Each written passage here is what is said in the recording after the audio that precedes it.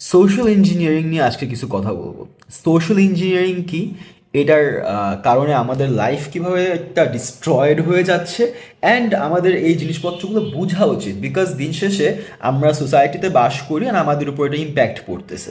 ওকে, ধরেন চায়নাতে যদি আপনি যান, টিকটক ইউজ করেন, টিকটকের মধ্যে দেখবেন এডুকেশনাল কন্টেন্ট, কিভাবে জিওমেট্রি শেখানো যায়, কিভাবে আপনার আর্টস অ্যান্ড ক্রাফটস শেখা যায়, কেমিস্ট্রি শেখা যায়, মলিকুলার সায়েন্স শেখা যায়, এইসব ভিডিও অনেক বেশি। বাট আপনি ইউএস মার্কেটে যান, বাংলাদেশের মার্কেটে আসেন, ইন্ডিয়া মার্কেটে ইভেন, সেখানে টিকটকের ব্যবহারটা কিন্তু ডিফারেন্ট। সেখানে দেখা যাচ্ছে যে বিভিন্ন রকমের ছেলেরা অঙ্গভঙ্গি বিকৃতি করে কথা বলতেছে, মানুষকে হাসানোর জন্য মানে ব্যঙ্গভাবে নিজেকে প্রকাশ করতেছে। আবার অনেক ক্ষেত্রে কিছু মেয়ে দেখা যাচ্ছে নগ্নতা ব্যবহার করতেছে। এগুলোর কারণটা হচ্ছে সামাজিকভাবে ইঞ্জিনিয়ারিংটা এমনভাবে করা হয়েছে যাতে মানুষ এই জিনিসগুলোকে নেগেটিভলি কম দেখে, এই জিনিসগুলোকে সোশ্যালি অ্যাকসেপ্টেবল ভাবে হয়ে যায়, মানে সোশ্যালি অ্যাকসেপ্টেবল হয়ে যায়। এখন আপনি বলতে পারেন যে ভাই সোশ্যালি অ্যাকসেপ্টেবল মানে তো সমাজ এটাকে মেনে নিচ্ছে, কিন্তু জিনিসটা আসলে ওরকমও না। সমাজ মেনে নিচ্ছে এটা সমাজের উপর ডিপেন্ড করে না। মানুষের নেচারটা হচ্ছে মানুষ অন্য মানুষকে ফলো করতে পছন্দ করে। ফর এক্সাম্পল, আমি যদি আজকে মোহাম্মদপুরের টাউন হলে 100টা লোককে নিয়ে দাঁড়ায় দাঁড়ায় ধরেন একটা ছোট একটা গাছের সামনে অনেক ফুল দিয়ে অনেক কিছু দেই, দেখবেন ওই ওই গাছে আমি চলে যাওয়ার পর একজন না দুইজন বা 10জন 20জন হইলেও ওইখানে তারা ফুল দিবে এসে। ওই গাছটা কেন ইম্পর্টেন্ট মানুষ জানে না, ওই গাছটার ভ্যালু কি মানুষ জানে না, যেহেতু অনেক মানুষ এই গাছটাকে নিয়ে কিছু একটা করতেছে, তার মাথায় চলে এখানে কিছু না কিছু আছে। ঠিক সেভাবে যখন আপনি দেখতেছেন টিকটক বাংলাদেশে আসে, তখন কিন্তু মোস্টলি একটা নেগেটিভ কালচার ছিল টিকটককে নিয়ে। একটা মানে কিছুটা সফট পর্ন টাইপের কন্টেন্ট টিকটকে যেত একদম প্রাথমিকভাবে। এখন আস্তে আস্তে অনেক এডুকেশনাল টিকটকার্স আসছে, অনেক অনেক ইনসাইটফুল কমেডি টিকটকার্স আসছে। That's a good thing. TikTok is a good platform. Specially in China এটা এডুকেশনের জন্যই ব্যবহার করা হয়। বাংলাদেশের মধ্যেও এখন অনেকগুলো ভালো ভালো নিশের কন্টেন্ট ক্রিয়েট করা হচ্ছে। What I am trying to make sense of is, প্রাথমিক দিকে যখন টিকটক বাংলাদেশে আসে, তখন এইটারকে পপুলার করার জন্য সব থেকে পাওয়ারফুল অস্ত্র হচ্ছে নগ্নতা, যেটা খুব তাড়াতাড়ি স্প্রেড হয়। একটা মেয়ে যদি, মেয়ের ভাইরাল ভিডিও হয় না, মানে এই যে যে ভিডিও ভাইরাল হয়, স্ক্যাম ভাইরাল হয়, তারপর যে মানে এই জিনিসগুলো যে ভাইরাল হয়, দেখেন সে কিন্তু মার্কেটিংয়ে কোনো এফোর্ট দিচ্ছে না, অটোমেটিকলি লাখ লাখ মানুষের কাছে চলে যায়, যেটা খুব খারাপ জিনিস। মানুষের প্রাইভেসিকে রেসপেক্ট করা উচিত। বাট এটার কারণ হচ্ছে বায়োলজিক্যালি আমরা নগ্নতার দিকে আকর্ষিত, অ্যান্ড এটার ব্যবহার করা হয় সোশ্যাল প্ল্যাটফর্মসগুলোতে। আপনি এখন থ্রেডসে যান, থ্রেডসের মধ্যে গিয়ে দেখবেন যে বেশিরভাগ ক্ষেত্রে একটু নিউডিটিটা বেশি প্রায়োরিটি পাচ্ছে, যার কারণ হচ্ছে যে এটা সহজে মানুষকে আকর্ষণ করে, একটা বড় ক্রাউডকে ওই জায়গায় আনে, যেই ক্রাউডটা একদম ম্যাস, যারা হয়তো বা মানে আপনার আমার টিজি না, যারা একদম ম্যাস কালচার। কিন্তু যখন একটা ম্যাস কালচার একটা প্ল্যাটফর্মে শিফট করে, আস্তে আস্তে এডুকেটেড মানুষরাও এখানে শিফট করা শুরু করে। ঠিক সেই জিনিসটা কিন্তু টিকটকের ক্ষেত্রে হয়েছে, যে এখন এডুকেশনাল ইন্ডিভিজুয়ালসরাও কিন্তু টিকটক, আমি নিজে টিকটক অনেক ভিডিওস আপলোড করতেছি আমার এডটেক প্ল্যাটফর্মের জন্য, বিকজ ওইখানে আমি ভিউজ পাচ্ছি। বাট যে জিনিসটা লক্ষ্য করতেছি যে 100 জনের মধ্যে 95 জনই হচ্ছে একটু গ্রামগঞ্জ থেকে আসতেছে, যাদের আমার যে অফারিংস বা আমি যেই বিষয়ে কথা বলতেছি সেই বিষয়টা বোঝার ইন্টারেস্ট নাই, বা সে বুঝতেছে না, তার আন্ডারস্ট্যান্ডিংয়ের লেভেলটা ডিফারেন্ট। সো টিকটক এখনও একটা মানে এমন জায়গায় রূপান্তরিত হয় নাই যেখানে আসলে যেটা আসলে লিঙ্কডিনের ক্ষেত্রে আমরা দেখতে পাই। লিঙ্কডিন একটা প্ল্যাটফর্ম যেখানে বেশিরভাগ ক্ষেত্রেই মোস্টলি এডুকেটেড ইন্ডিভিজুয়ালসরা এডুকেটেড কন্টেন্টের বিষয়ে কথা বলে, ক্যারিয়ার নিয়ে কথা বলে, ডেভেলপমেন্ট নিয়ে কথা বলে, পার্সোনাল গ্রোথ নিয়ে কথা বলে। তো এই র্যান্টের বিষয় বা এই বিষয়ে কথা বলার রিজনটা ছিল হচ্ছে আপনার সোশ্যাল ইঞ্জিনিয়ারিং। সোশ্যাল ইঞ্জিনিয়ারিং জিনিসটা হচ্ছে যে এই যে মানুষ, এই যে একটা ছেলে ব্যঙ্গ করে বা নিজের পার্সোনাল লাইফ সম্পর্কে বা নিজের ওয়াইফকে নিয়ে বা অনেক ধরনের কন্টেন্ট যে ক্রিয়েট করতেছে, পার্সোনাল লাইফটা আসলে বিক্রি করে দিচ্ছে এক কথায়।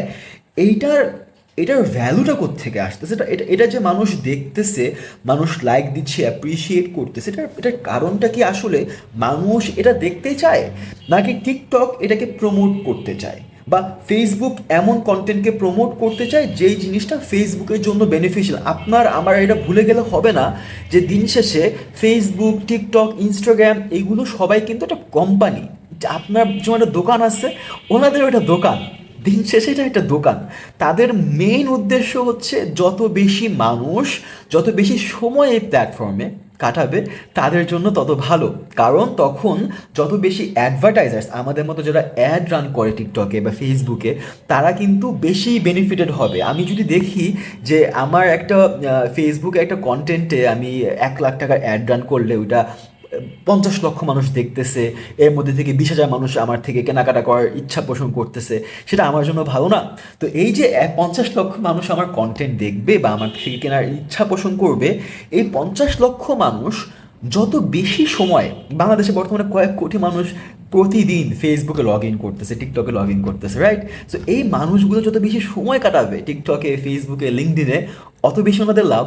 কারণ ওনারা চায় মানুষের অ্যাটেনশন। মানুষ যত বেশি অ্যাটেনশন একটা প্ল্যাটফর্মে দেয় সে অত বেশি কানেক্টেড হয়ে যায়। আপনার ফেভারিট কন্টেন্ট ক্রিয়েটারের সাথে কিন্তু আপনি একটা কানেকশন মানে ফিল করতে পারেন। আমি যে ভিডিওটা বানাচ্ছি, ভিডিওটা বানায় আমি ফেসবুকে আপলোড দিব বা লিঙ্কডিনে আপলোড দিব, এটা উদ্দেশ্য কি? কারণ আমি চাই মানুষ এটা দেখুক। Simple as that. মানুষকে দেখানোর জন্য বেস্ট জায়গা কোনটা? ফেসবুক। বর্তমানে ফেসবুক সব কিছুর থেকে মেইনে ফেসবুক আছে। একটু যদি এডুকেটেড মানুষকে দেখাতে চাই, এডুকেটেড নট নেসেসারিলি প্রফেশনাল মানুষকে দেখাতে চাই, সেক্ষেত্রে LinkedIn is a good platform, right?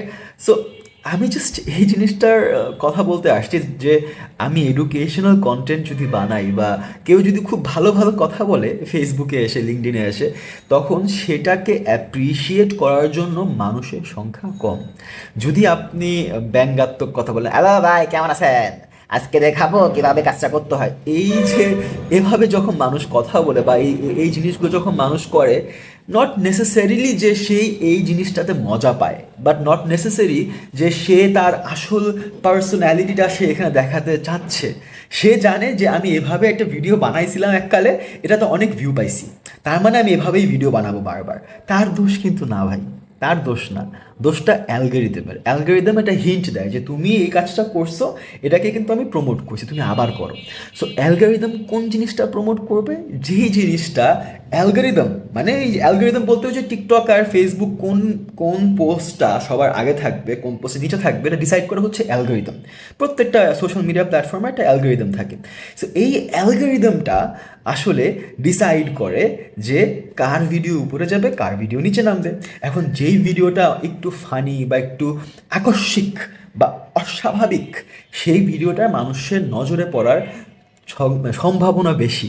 যার কারণে এইভাবে যখন মানুষ ব্যঙ্গাত্মকভাবে নিজেকে মানে করতেছে, উপস্থাপন করতেছে, ওই জিনিসটা আসলে একটু বেশি মানে ভাইরাল হয়। আবার কিছু মানে মার্কেটিংয়ের ক্ষেত্রেও কিছু হুকস থাকে, বাট সেটা অন্য হিসাব। তো আমি জাস্ট যেই পয়েন্টটা মেক করার চেষ্টা করতেছি যে অনেক অনেক মানুষের জীবন ধ্বংস হয়ে গেছে অলরেডি, অনেক মানুষের জীবন ধ্বংস হয়ে যাবে, স্পেশালি যারা যারা না বুঝে এই প্ল্যাটফর্মগুলোতে নিজের পার্সোনাল লাইফ সম্পর্কে শেয়ার করতেছে। তো এটা আসলে মানে সমাজ কখনো এমনভাবে ডিজাইনড হয় নাই যে একটা মানুষের পার্সোনাল ইনফরমেশন, পার্সোনাল জিনিসপত্র পুরো পৃথিবী জানবে। এভাবে কিন্তু সমাজ ব্যবস্থাপনাটা ডিজাইন করা না। কিন্তু বর্তমান সমাজ ব্যবস্থাপনাটা ওইভাবে হয়ে যাচ্ছে যে একটা মানুষ সে কাকে বিয়ে করতেছে, সে তার পার্সোনাল লাইফে কী করতেছে, চিট করতেছে কার সাথে, সে কি করছে না করছে, সব জিনিস সে লাখ লাখ মানুষের সামনে এসে বলতেছে। তার তার কারণে কিন্তু তার যে ফ্যামিলি, তাকে যারা চিনে সবাই কিন্তু ইফেক্টেড হচ্ছে, রাইট? সো এইটা হওয়ার কারণ কিন্তু তারও দোষ না, কারণ অ্যালগরিদম এটা চায়। ও ওই মেয়েটা কী করছে, ব্লু ফেরি লায়লা কী করছে, ওর কে মামুন নাকি, আই সরি, আমি আপনাদেরকে চিনি না, আমি কখনো আপনাদের কন্টেন্ট দেখিনি, মাঝে মাঝে মিম দেখছি। তো এই মানুষগুলো যা যা করতেছে, এটা মানুষ অ্যালগরিদম কিন্তু এটা প্রমোট করতেছে। আপনি হয়তো ওনাকে পছন্দ করেন না, কিন্তু আপনার সামনে ওনার কন্টেন্ট আসতেছে। তার কারণটা কি? আসার পর আপনি দেখতেছেনও, দেখতেছেন কি দেখে মানুষ, এটা দেখি তো কি হয়েছে, এটা কি, মানে এই কিউরিওসিটিটা, এই কিউরিওসিটিটা আসতেছে কারণ অ্যালগোরিদম জানে যে এরকম কন্টেন্ট মানুষ পছন্দ করে। মানুষ তার জীবনে অনেক ফ্রাস্ট্রেটেড থাকে, মানুষ তার ডে টু ডে লাইফের মধ্যে অনেক প্যারায় থাকে। এই প্যারা থেকে সে মুক্তি চায়। যখন সে অন্য মানুষের লাইফের স্টোরি বা কোনো একটা ইনভলভমেন্ট দেখে, যেটা পার্সোনাল জিনিস সে দেখতে পারতেছে, তখন সেটার মধ্যে মানে ইনগালফড হয়ে যায়, যাতে সে নিজের পেইনটাকে একটু ভুলে থাকতে পারে। এটা একটু নোটিস করে দেখবেন যে আপনি আপনি আপনার টাইমে যাবেন, স্ক্রিন টাইমিংয়ে যাবেন, গত এক সপ্তাহে আপনি কতক্ষণ ফোন ব্যবহার করেছেন, এই ইনফরমেশনটা কিন্তু বের করা যায়। তো আপনি যখন এই ইনফরমেশনটা বের করার চেষ্টা করবেন, লক্ষ্য করবেন যে আপনার এই সপ্তাহে যেই দিন সব থেকে খারাপ গেছে, সব থেকে প্যারা খাইছেন, সব থেকে বেশি মন খারাপ ছিল, সেই দিনের ফেসবুক বা টিকটক বা ইনস্টাগ্রাম ব্যবহারের সংখ্যা বা সময় আপনার সব থেকে বেশি ছিল। মানুষ যখন একটু ডিপ্রেসড হয়ে যায়, মানুষ যখন একটু আপসেট থাকে, তখন সে কন্টেন্ট দেখে নিজের মুডটাকে ডিস্ট্র্যাক্ট করার জন্য, নিজেকে একটু ব্যস্ত রাখার জন্য। আর এটার অ্যাডভান্টেজই ফেসবুক, টিকটক আর ইনস্টাগ্রাম, লিঙ্কডইন সবাই নিচ্ছে, কারণ ওনাদের টাকা কামানো লাগবে। টাকা কামানোর মেইন ওয়ে হচ্ছে মানুষকে এই প্ল্যাটফর্মে আটকায়া রাখা। আটকায়া রাখবে কীভাবে? অস্বাভাবিক কন্টেন্ট দিয়ে, স্বাভাবিক কন্টেন্ট দিয়ে। এডুকেশনাল কন্টেন্ট কেন দেখবেন আপনি? আপনার মন মেজাজ খারাপ, একজন ভদ্রলোক এসে বলতেছে যে এভাবে পৃথিবী যাচ্ছে, বা আমি এসে বলতেছি এভাবে টিকটক কাজ করে, এটা দেখার তো কোনো মানে নাই। এটা দেখতে তো আপনার মন ভালো হয়ে যাবে না, তাই না? তো এইটাই হচ্ছে সোশ্যাল ইঞ্জিনিয়ারিং। আমরা যেই কন্টেন্ট কনজিউম করি, সেই কন্টেন্টটা কনজিউম করার পিছনে মেইন রিজন এটা না যে আমাদের নেসেসারিলি ওই জিনিসটা পছন্দ। একটা ব্যাটা এসে বলতেছে অনলাইনের মধ্যে, হ্যাঁ তোমার সাথে আমার কথা হয়েছিল, কালকে যাবো, this this this fucking tone, মানে এটা তো কমেডি না। It is the lowest form of comedy. Comedy is making, মানে একটা হাসার মতো একটা কথা বলা, কথার জাদু ইত্যাদিতে আমরা দেখছি হানিফ সংকেত কি সুন্দর ভাবে, মানে কথার ম্যাজিক, সে কথা দিয়ে মানুষকে হাসাইতো, কথার মাধ্যমে। মাথা ইউজ করা লাগতো, ব্রেন ইউজ করা লাগতো। একটা মানুষ হাঁটতেছে, একটা ফানি মিউজিক, হা হা হা ট্র্যাক চলতেছে, উষ্টা খায় নিচে পড়ে গেছে, এটাই comedy. This is the lowest form of comedy. And এটা সোশ্যাল মিডিয়া প্রমোট করবে, কারণ খুব কম সময়ে পাঞ্চ লাইনে যাওয়া যায়, মানুষকে খুব কম সময়ে হুক করা যায়। মানুষ জানে সে সামনে হাঁটতেছে, উল্টা খেয়ে পড়ে যাবে, দেখবে, আগায় যাবে। আপনি দিনে 100টা কন্টেন্ট দেখলে আপনার মনে হয় 5টা কন্টেন্টের কথা মনে থাকে না আপনি কী দেখছেন, রাইট? কিন্তু ইত্যাদি আপনি যখন একবার দেখতেন, আপনার 1 সপ্তাহ মন থাকতো, হ্যাঁ হানিফ সংকেত এটা বলছে। সো একটু সাবধান থাকেন, চেষ্টা করেন দিনে 1 ঘন্টার কম সোশ্যাল মিডিয়া ব্যবহার করার। আমি নিজেও এটাকে বলবো ডোপামিন ডিটক্স নিয়ে আমি একটা কমপ্লিট ভিডিও বানাবো খুব সুন। সো আমার রিকোয়েস্ট থাকবে আপনাদের কাছে একটা জিনিসই, যে অবশ্যই ফান দরকার লাইফে, ডেফিনেটলি ফান দরকার, কিন্তু এমন কিছু করেন না যেটা আপনি ভলেন্টিয়ারলি, মানে আপনি নিজে থেকে, যদি আপনাকে অপশন দেওয়া হইতো যে আপনি আপনার এই সময়টা দিয়ে কি করতে চান, তখন যদি আপনি বলতেন না আমি একটু ফেসবুক স্ক্রল করতে চাই, ঠিক আছে, দ্যাটস গুড। আপনি যদি বলতেন না আমি এই সময়টা আসলে পড়তে চাইছিলাম, বাট ভুলে কেমনে কেমনে জিনিস ফেসবুক স্ক্রল করে ফেলছি, এই জিনিসটা থেকে সাবধান।